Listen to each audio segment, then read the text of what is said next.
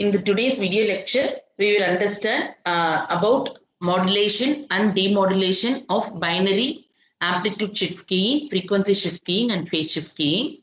So in the last class, we have understood how to derive orthonormal basis function from the given signals using Gram-Smith orthogonalization procedure.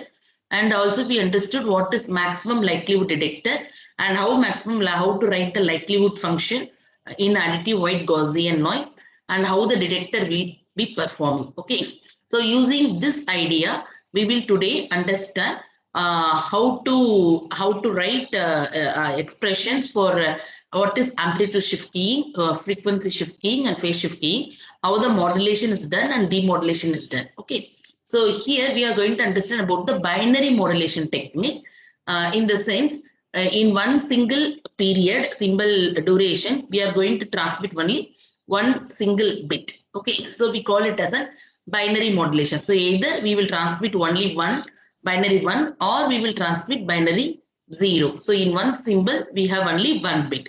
So in this binary modulation technique we have three different parts, which is analogy to our analog modulation.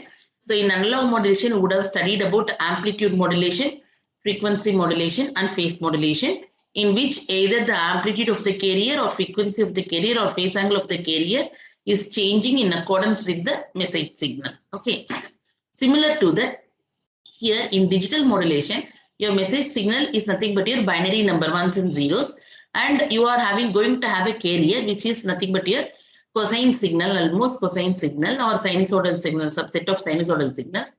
So you are going to modulate this set of sinusoidal signals with the binary number. Okay, so this is what we call it as a digital modulation. And for every period of time, if you are going to look at only one single binary number bit, one single bit, then you call it as a binary modulation technique. Okay, so this is the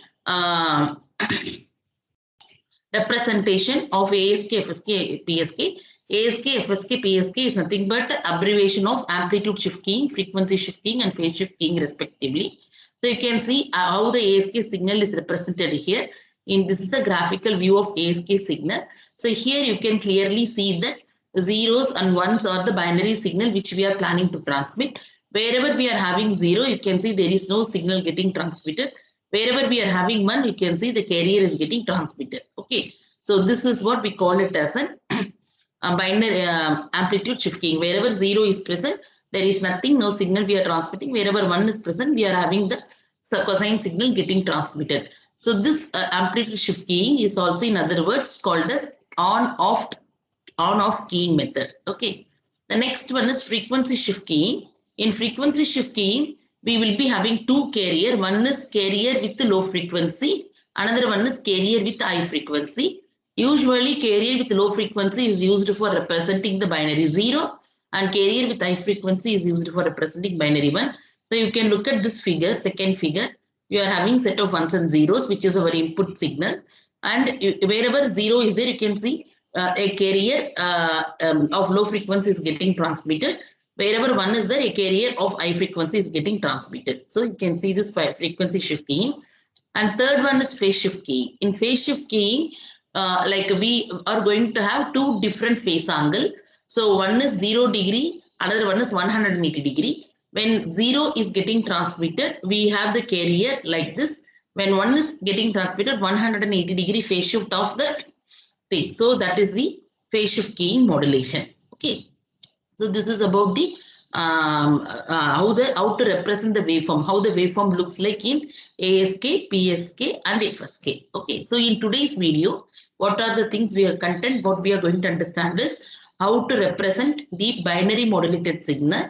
That is the signal which we are seeing here. That is ASK signal, FSK signal, PSK signal for one bit duration in the mathematical form. Next, we will try to identify what is the orthonormal basis function, that is which is used as a carrier. Okay, so we have already studied what is Gram-Smith orthogonalization procedure. So like we will try to correlate that with the mathematical representation, what we are going to understand. From that, we will try to understand what is orthonormal basis function, and we will understand hardware for modulation, how to draw the signal space constellation diagram for every modulation technique, and how to mathematically represent the demodulation part or detection part, and hardware for demodulation. And finally, we will try to derive the probability of making error. Okay, so probability of making error in the sense when you are transmitting binary signal 0, what you need to understand is the signal 0 will be represented by some mathematical form. So here what is actually happening is you will not be getting the signal 0 as it is, but it will be added with some noise. Okay, that is because the channel is having the additive white Gaussian noise. So this noise will be added to the basic signal, whether you are transmitting signal 0 or whether you are transmitting signal 1, and the received signal is not may not be the exact signal what you are transmitting. It will be mostly added with the noise. Okay, so in the presence of the noise in the receiver side, we will be detecting what type of signal we have received. Okay, so under that case, we may be having any kind of the signal. That is because of the error. Sometimes what will happen is 1 may be represented as 0 and 0 may be represented as 1. Okay, because the amplitude of the representing 1 and amplitude of the representing 0 may be changing because of the noise. So in the detector, we may be detecting it with an error. Okay, so that is what we call it as a probability of making error. So in this video, you will also understand how to derive what is the probability of making the error. Okay, so now coming to the part, we are just going to find we are going to compare each and every part, whatever I have told you, all the content to you I have told you with respect to different modulation technique. So instead of only dealing with ASK first, FSK second and PSK third, what I will do is I will simultaneously tell you how to represent signals in ASK, PSK, FSK, and how to find the orthonormal carrier in everything. So each and every part simultaneously we will see, so that it is easy for you to understand the concepts. Okay, so the first thing is that mathematical expression for signal representation. So mathematical expression for signal representation in the sense, we are going to understand how to write the expression for ASK modulated signal, PSK modulated signal, and FSK modulated signal. Okay, so generally, if you see, the signal 1 will be represented as S1 of t, and signal 0 will be represented as S2 of t. Okay, so this is message 1. We'll here onwards we will call it as this is message 1, and here onwards we will call it as message 2. So message 1 is nothing but binary signal 1, and message 2 is nothing but the binary number or bit 0. Okay, so in the mathematically the transmitted signal, we write it as S1 of t and S2 of t. So in amplitude shift keying, you can see message 1 or binary 1 is represented by carrier. Message 2 or binary 0 is not having any signal. So S2 of t, we will directly write it as 0. Okay. Whereas S1 of t will be written as square root of 2EB by TB cos of 2 pi FC into t. Here, FC is nothing but the frequency of carrier. Okay. And EB, square root of EB is nothing but the energy of the signal. That is whatever signal we are having, the signal energy. We will call it as a signal energy. And TB is nothing but the bit duration. One signal, in what duration of one binary signal is getting transmitted. Okay. So this S1 of t, you can also write it as square root of EB multiplied by square root of 2 by TB cos of 2 pi FC into t. Okay, this S1 of t can also be written as square root of EB into square root of 2 by TB cos of 2 pi FC into t. Okay, so this is the mathematical representation of the ASK.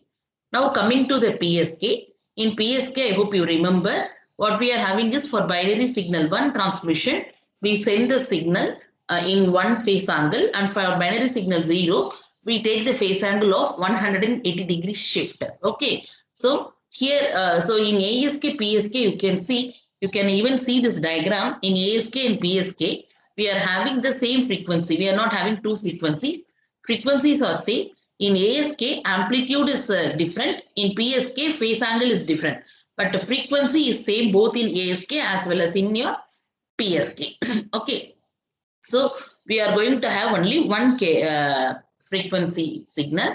So S1 of t is represented by square root of 2EB by TB cos 2 pi FC into t. Okay, with 0 degree phase angle. Whereas S2 of t, we can write S2 of t is corresponding to message 2, which is nothing but representing binary 0 transmission. Okay, so in PSK, so S2 of t is represented by square root of 2EB by TB cos of 2 pi FC into t plus pi. This plus pi is nothing but we are introducing 180 degree phase angle when compared to S1 of t. So if S1 of t is represented like this, S2 of t will be represented by 180 degree phase shift. So this cos of 2 pi FCT plus pi can also be written as minus square root of 2 EB by TB cos of 2 pi FC into t. Okay, so this is the representation for S1 of t and S2 of t. Now coming to FSK, in frequency shift key, I hope you remember, we are using two different frequency carrier. For representing 0, there is different carrier. For representing 1, there is different carrier. So in frequency shift key, we are going to use two different carrier for S1 of t and S2 of t. So for S1 of t, we are going to use the first frequency. For S2 of t, we are going to use a different frequency. So we can write it as square root of 2 EB by TB cos of 2 pi F1 into t. Okay, we write here as F1, whereas S2 of t for representing message 0, we write square root of 2 EB by TB cos of 2 pi F2 into t. Okay, so you please understand from this expression for S1, for amplitude shift keying, S1 of t, amplitude is alone changing. Here we are having amplitude is square root of EB, but here amplitude is 0. Whereas in frequency phase shift keying, we are having only phase angle is different, whereas amplitude is same, frequency is same. So you can see here we are having positive sign and here we are having negative sign. In frequency shift key, we can say amplitude is same, phase angle is same, but frequency is different, two different frequency. Okay, so this is the how mathematically we represent ASK, PSK and FSK. So coming to the next parameter, let us understand what is orthonormal basis function or which is going to be used as a carrier from the given signal. Okay, so you can see in ASK, PSK, we are using only one carrier signal, whereas in FSK, two frequencies are there. So we are using two carrier signal. Okay, so here in ASK, we are having only one carrier signal. We represent it as pi 1 of t. What is the value of pi 1 of t? As I have written here, S1 of t can be written as square root of EB into square root of 2 by TB cos 2 pi FC into t. The square root of EB is concerned with the signal. Rest all part is concerned with your carrier. Okay. So pi 1 of t is nothing but square root of 2 by TB cos of 2 pi FC into t. Similarly, in PSK, S1 can be written as square root of EB multiplied by square root of 2 by TB cos 2 pi FC into t. Here, S2 of t can be written as minus square root of EB multiplied by square root of 2 by TB cos 2 pi FC into t. So, here again, we are having only one carrier, which is can be written as pi 1 of t equal to square root of 2 by TB cos 2 pi FC into t. The amplitude for S1 is square root of EB. The amplitude for S2 is minus square root of EB. Okay, so that is the difference. Coming to FSK, we have S1 of t and S2 of t. So S1 of t is represented by different frequency F1. S2 of t is represented by different frequency F2. So here we are having two carrier. So first carrier is pi 1 of t, which is nothing but square root of 2 by TB cos of 2 pi F1 into t, and pi 2 of t is nothing but square root of 2 by TB cos of 2 pi F2 into t. I hope you understand what I am trying to say. And please remember, all the carrier we are going to make it present only for 1 bit duration, that is t lies between 0 to TB. So whenever you are writing about the carrier, you have to mention this one also. Sorry, you need not mention in the carrier part.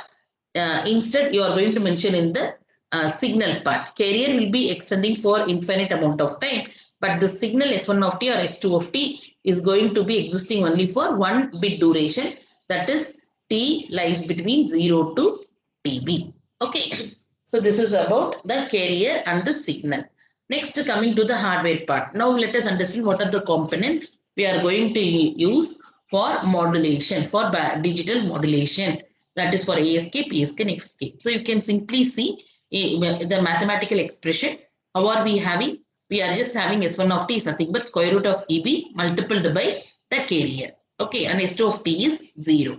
So how we can write? We can write the signal. One first signal is multiplied by the carrier signal to get the binary ASK signal. Okay, so this carrier is nothing but pi1 of t. The message signal is represented in binary wave, but in unipolar format. Because in unipolar format only, for representing 1, we will use some energy. For representing 0, we will have it as a 0. Okay, so for representing 1, we use the energy part square root of EB and we multiply it with pi1 of t to get the binary ASK signal. And for representing 0, in unipolar form, you know, for representing 0, it is 0. So 0 multiplied by anything is 0. So this is the modulator part. Just only the product modulator you are having. So 2 input and 1 output. So 1 input is binary wave represented by unipolar format. And the second input is the carrier signal given to the product modulator to get the output signal, which is your binary ASK signal. The same thing we are going to use, the same product modulator is only we are going to use for PSK. The only difference is the binary wave here we are going to represent in the polar form. So polar form, you know, polar form is nothing but when we are having signal 1, we will represent it with the positive, and when we are having signal 0, we will represent it with the negative. So we are representing in the polar form. So when we have binary 1, it is represented by square root of EB. Binary 0 minus square root of EB, which is getting multiplied by the same carrier pi1 of t, which we have it here. And the output is nothing but binary PSK signal. Okay. Now to find the hardware for the FSK signal, what we are having, we can say when we are having 1, we want the carrier 1 to be multiple. When we are having 0, we want the carrier 2 to be multiple. So you are having a binary signal. Okay, no need of doing any representation. Just have it as ones and zeros and give that to the top. Give this to the top path, which you are multiplying with pi1 of t. So here you get one form, and in the bottom path, what you do, you invert, perform the inversion, invert, and then give it to pi2 of t. It means that whenever you are having binary ones and zeros, have it as ones and zeros, don't do any representation. When 1 is coming, the top path, the upper path will be multiplied by pi1 of t, whereas lower path will be inverted. No, so if here it is 1, here you will have 0. So 0 multiplied by pi2 of t, nothing will come. So 1 is represented only by pi1 of t, that is f1. And whenever we are having 0, the upper path will give you 0, but in the lower path, it is getting inverted by this block. So you will have it as 1 here. So multiplied by pi2 of t. Okay. So binary signal, you represent it as ones and zeros only. And you give it to two path. One is the top path, another one is the bottom path. Top path, you are multiplying with the carrier signal pi1 of t. Bottom path, you are inverting and then multiplying with the carrier signal pi2 of t. And you combine both the things together, add up both the things together to get the binary FSK signal, abbreviated as BFSK. Okay. So this is the hardware part of the modulator. That is hardware part of ASK, hardware part of PSK, and hardware part of the FSK. So next, let us understand the signal space. So as I have told you, when we are detecting, we'll be using a thing called signal space constellation diagram. So in this constellation diagram, we have certain region for representing the different messages. So whenever we are receiving the messages, we will try to project in the region and we will check if the received signal falls in which region. Accordingly, we will be taking the decision. Okay. So the first and foremost thing is that you should be having the signal space both in the transmitter side and the receiver side. Okay. So the signal space, the dimension of the signal space depends upon how many number of the carrier signal you are having. So you can see in ASK we have only one carrier signal, PSK only one carrier signal, and FSK we are having two carrier signal. So accordingly, in the signal space dimension, ASK is only one dimensional. That is, you will have only x-axis.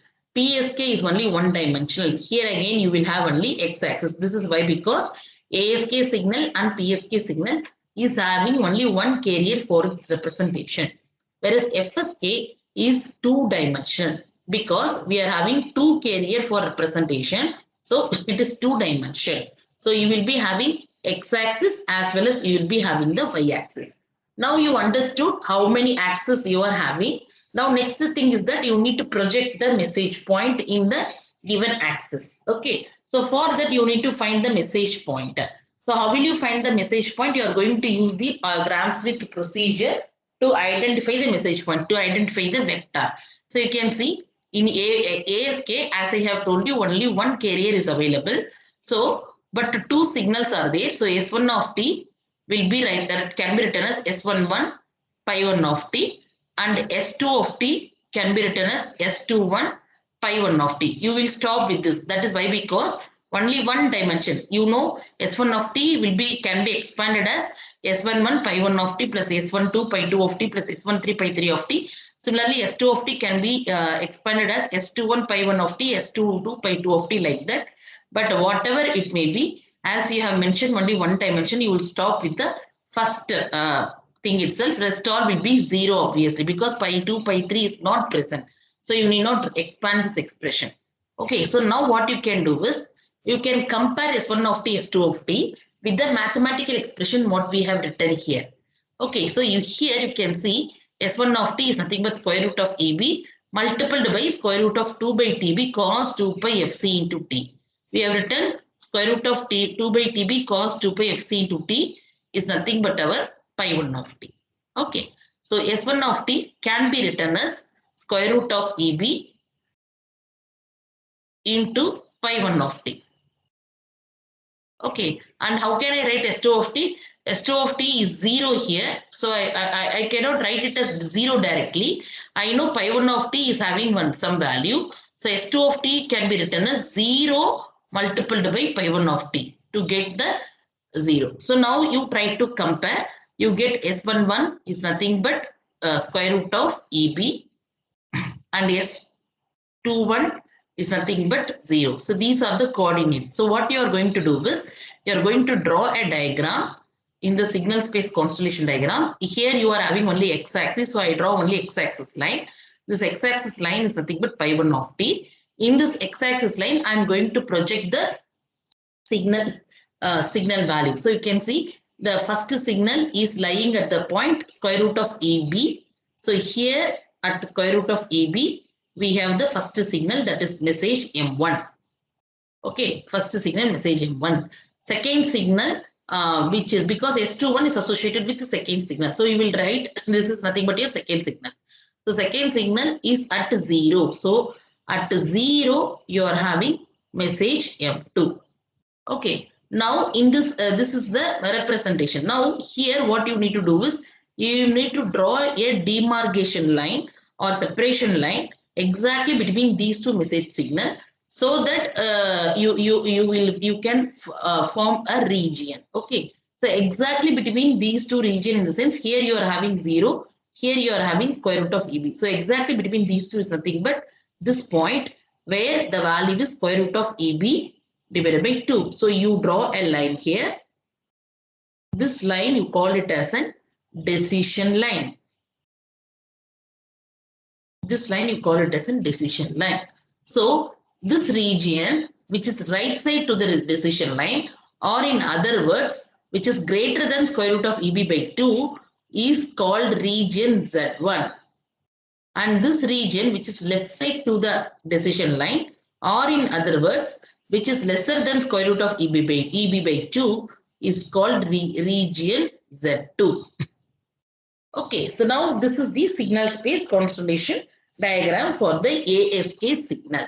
So from this, what you can do, whenever you are receiving a signal with the noise, you will try to identify what is the vector you are receiving, and you will try to project in this x-axis. Say for example, the vector value is, say for example, I receive the vector value is say 0.75 times of square root of EB. I receive the value like this. So obviously this is projected here, somewhere here, because 0.75 is greater than 0.5 times of EB. Okay, so it will be in this region Z1. So you are going to tell the received signal is nothing but the message 1 or binary 1. If by chance, if the vector you are receiving is say for example 0.25 times of square root of EB. In that case, you know 0.25 is less than 0.5. It will lie between 0 to 0.5 times of square root of EB. Here, that is in the region Z2. So if the received signal is lying in the region Z2, then you will say that the message signal we received is nothing but M2. Okay. So this is how the signal space constellation diagram will be used. Now let us understand how to draw the signal space constellation diagram for PSK and FSK. So as I have told you, the signal space constellation diagram dimension for PSK is one dimensional. Now again, similar to ASK, we will try to write as it is one dimensional. We need to stop only with pi 1 of t. So here again, S1 of t is nothing but S11 pi 1 of t, and S2 of t is nothing but S21 pi 1 of t. Here again we have like this. Now you compare PSK mathematical expression. You can write PSK mathematical expression as S1 of t is nothing but square root of EB multiplied by pi 1 of t, because rest all things square root of 2 by TB cos 2 pi FCT is nothing but pi 1 of t. So you can write S1 of t is nothing but square root of EB multiplied by pi 1 of t, and S2 of t you can write it as minus square root of EB multiplied by pi 1 of t. So S1 of t it can be written as square root of EB multiplied by pi 1 of t and minus square root of EB multiplied by pi 2 of t. So from here you can make the comparison. What is S11 then? S11 is nothing but square root of EB.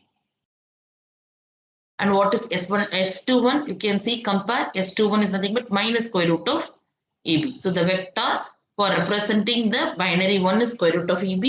The vector for representing the binary 0 is minus square root of EB in PSK modulation. So similar to ASK, you can draw the signal constellation diagram. So here it is only one dimension. So you are having only x-axis. You can draw x-axis line. This axis is nothing but the carrier pi 1 of t. You are drawing that.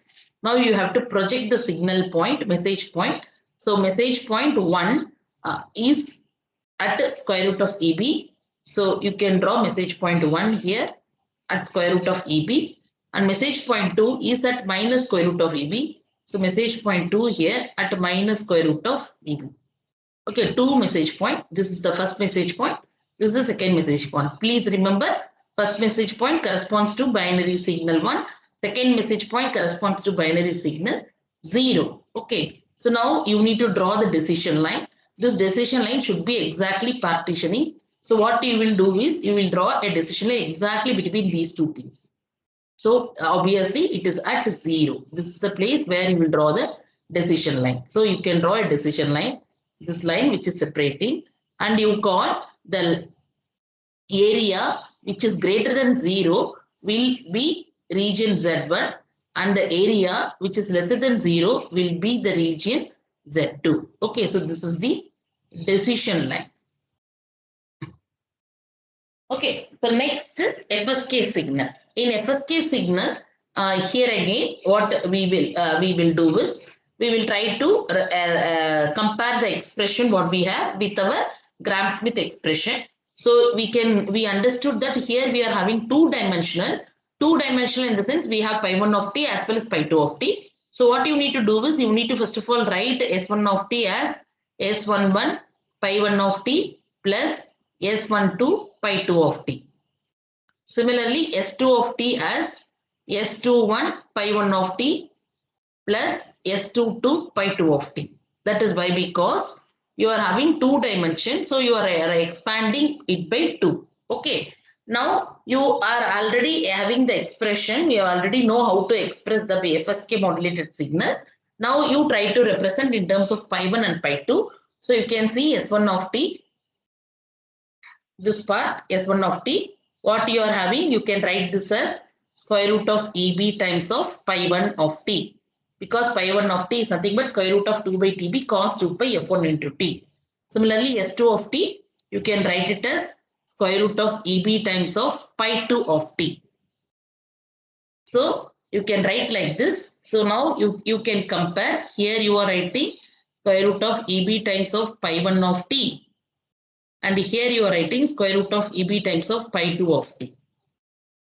Now you compare what is S11? The coefficient of pi 1 of t is S11. So here coefficient of pi 1 of t is square root of EB.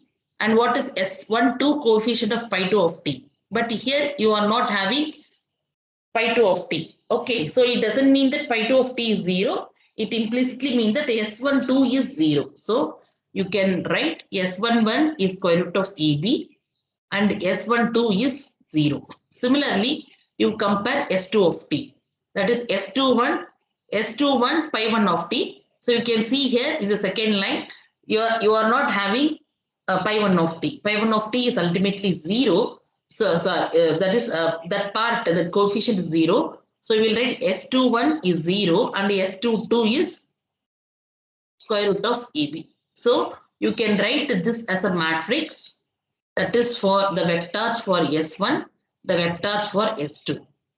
The vectors for S1 is S11, S12, that is square root of EB and 0.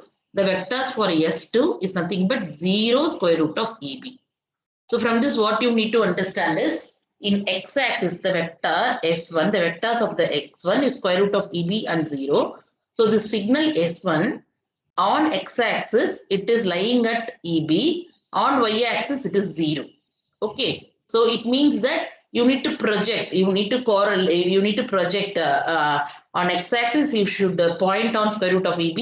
On y-axis, it should be 0, where both the things are meeting. Over there, you have to mark a point. Similarly, here in S2 of t, on x-axis, it is 0, but in y-axis, it is square root of EB. So you need to project. So here, you are having two-dimensional signal space. So you will draw x-axis. X-axis, you mark it by pi 1 of t. You will draw y-axis. Y-axis, you mark it by pi 2 of t. Now try to draw the message 1. What is message 1? It is having the vector square root of EB in x-axis and 0 in y-axis. So what does it mean? 0 in y-axis is nothing but this point. And square root of EB x-axis is this point. So both are coordinating at this point. Okay, so at this point only, x-axis will take square root of EB and y-axis is 0 at this point. Similarly, this is your message 1. Similarly, when you try to draw S2 of t, when you try to project S2 of t, it should be on 0 on the x-axis and square root of EB on the y-axis. So 0, x-axis is 0 at y-axis line. This line, in any point in this line, x-axis takes a value 0. So you project only square root of EB in the y-axis. This is the message M2. Okay. Now, as I have told you, we need to draw the decision line, and from there we need to represent the region. So a decision line exactly between these two things. So you can see these two are perpendicular 90 degree. So what you can do is you can draw a line which is 45 degree exactly here like this. This is your decision line. So any signal falling here, this arrow, within this arrow, we call it as a region Z1. Similarly, here till this, we call it as a region Z2. So any signal falling in the region Z1, we will say in favor of message M1, and any signal falling in region Z2, we will say in favor of message M2. Okay, so this is how we try to draw, we draw the signal space constellation diagram.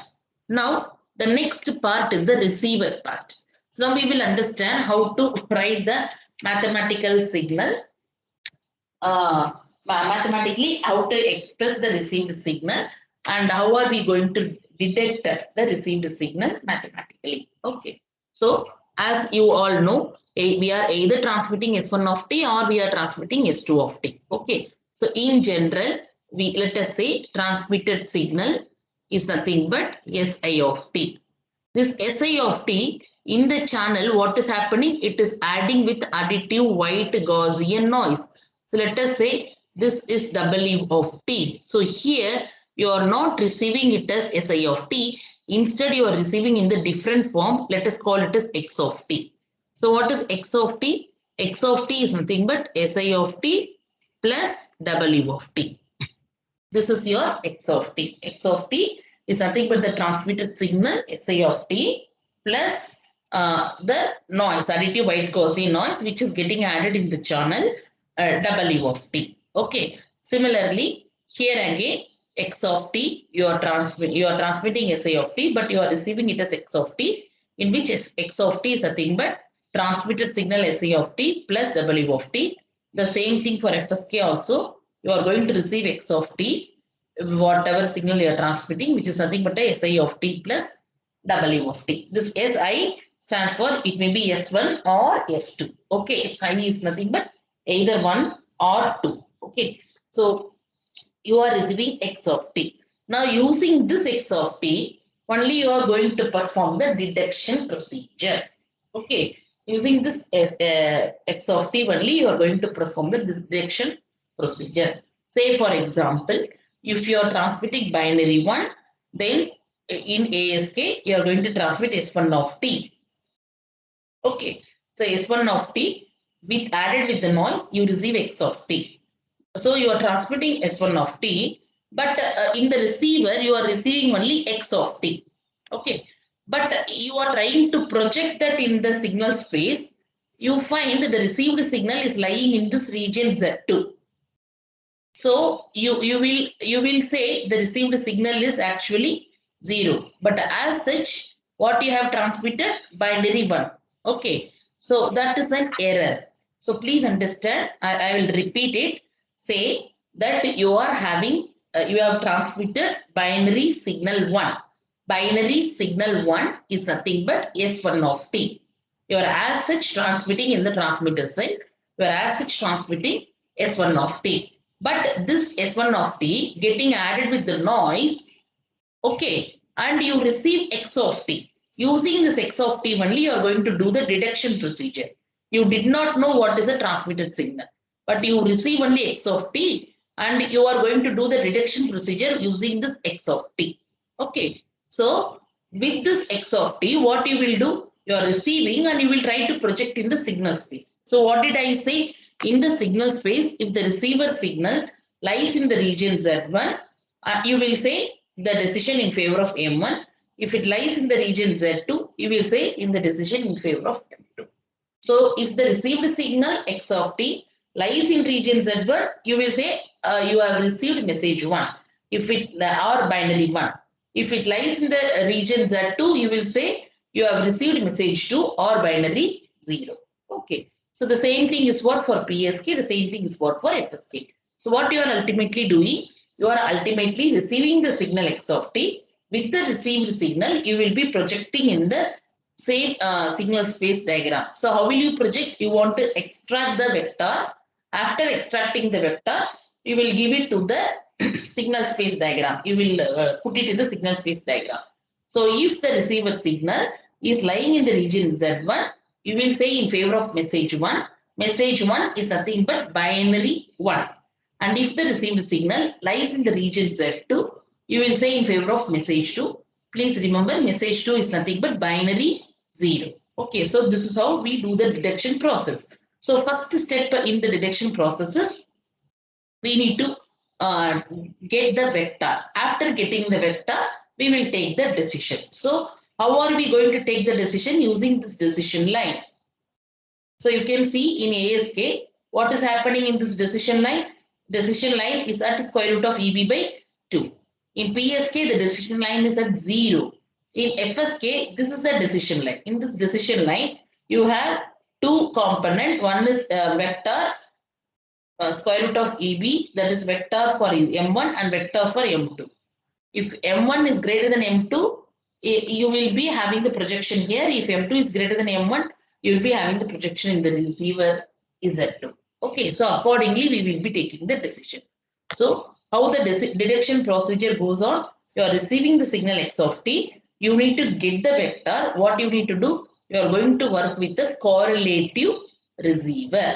So, as I have told you, whatever transmitter, whatever in the transmitter side, whatever carrier we are using, the same carrier you need to use in the receiver side also. So once you receive X of t, the first step what you need to do, you multiple with the same carrier. The carrier what we have used in the transmitter is pi1 of t. You multiple with the same carrier and then you integrate this for the time period of t to 0 to tb with respect to dt.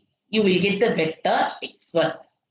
Okay, in ASK, you need to get only one vector. In PSK also, you need to get only one vector. Because in ASK, you are having only one carrier. In PSK also only one carrier. Whereas in FSK only, you have two carriers. So you have to find two vectors. So in PSK again, what you will do? You are receiving the signal X of t. You multiple this with the carrier which you used in the transmitter side. So we have used pi1 of t in the transmitter side. So we have to use the same carrier and integrate this for the one single bit duration TB with respect to dt. And you find the vector, you call it as x1. Whereas in FSK, what you will do, you want to work with two carrier. So you want to find two vectors. So what you do, you are receiving the signal x of t, you multiple with pi1 of t and integrate over the time period 0 to tb with dt. You call it as x1. This is the first vector. Whereas second vector, you will find by identifying x of t, you multiple with pi2 of t and integrate over the time 0 to tb with dt, you will get x2 of t, x2. Two vectors. Okay, so now you will try to project x1 and you will check in which region this is lying. Okay, so as I have told you, the decision line, if the signal vector is less than square root of EB by 2, then you will say it is in the region Z2. So I am giving in favor of message M2. If the x1 is greater than square root of EB by 2, then the received signal message x1 lies in the region Z1. So you will say in favor of message M1. So here the next step is that if x1 is greater than square root of EB by 2, then you will say the received signal M cap is nothing but message 1. If x1 less than square root of EB by 2, because square root of EB by 2 is the decision line. Greater than square root of EB by 2 is region 1. So you say in favor of message 1. The signal x1 lies in the region 1. So you will take the decision in favor of message M1. Always remember message M1 is nothing but binary 1. And if it lies lesser than square root of EB by 2, that is the left side of the decision line, then you will say the message signal in favor of message 2. By message 2 is nothing but binary 0. Please remember. Okay. Similarly, for PSK, how will you take the decision? Where is the decision line? Decision line is at 0. So you are going to compare with 0. The received signal with 0. So how will you write the decision line? If x1 greater than 0, then you will say the received signal is nothing but M1. If x1 less than 0, then you will say the received signal M cap is nothing but M2. Please remember I am writing M cap because we are estimating. Our estimation may be correct or it may be wrong. It depends upon the amount of the additive white Gaussian noise added in the channel. Okay. So like this. Now here what you will do, you are having two vector. Okay. If x1 is dominating, then you will have more thing on the x-axis. And when compared to y-axis, if x2 is dominating, you have more concentration of y-axis compared to x-axis. Okay, so what you can do here, you can write the decision like this. If x1 is greater than x2, then you will write m cap is nothing but m1, and if x1 is less than x2, then you will write m cap is nothing but m2. So you can write like this. Okay, this is for FSK. So when you are writing like this, what you can do, you can also introduce one more variable. Let me write it here.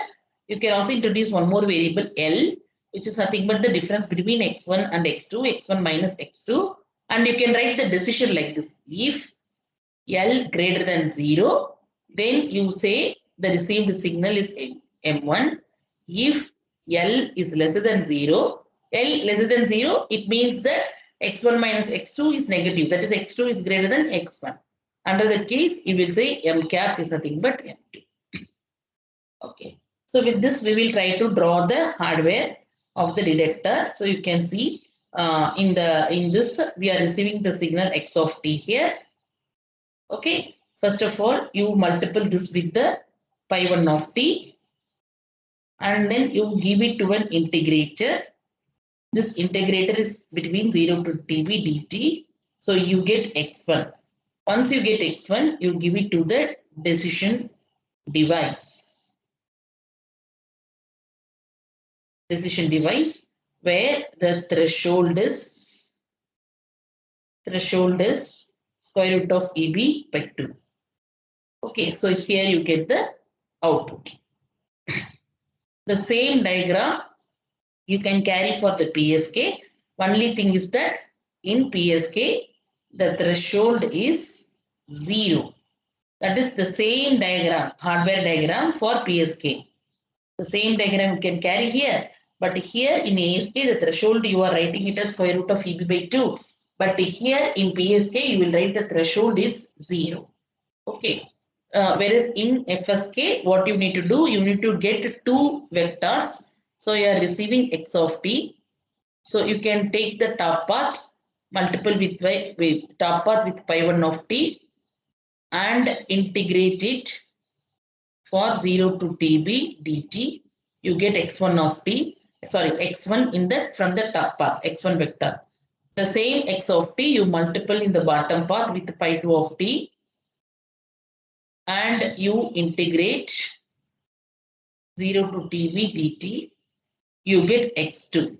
So x1 of t added with x2, you subtract, you perform the subtraction here, you put positive sign here, negative sign here, you will get L. L is nothing but x1 minus x2 I have written here. This you give it to the decision device. That is the comparator. This you give it to the decision device comparator. Have the threshold is 0. Okay, so this completes the hardware part of the detector side. Okay, so in this video, you have understood how to do amplitude shift key modulation part, what is signal space constellation diagram, and the detection part. So for amplitude shift key, phase shift key, and frequency shift key. So in the next video, I will continue with the probability of making error.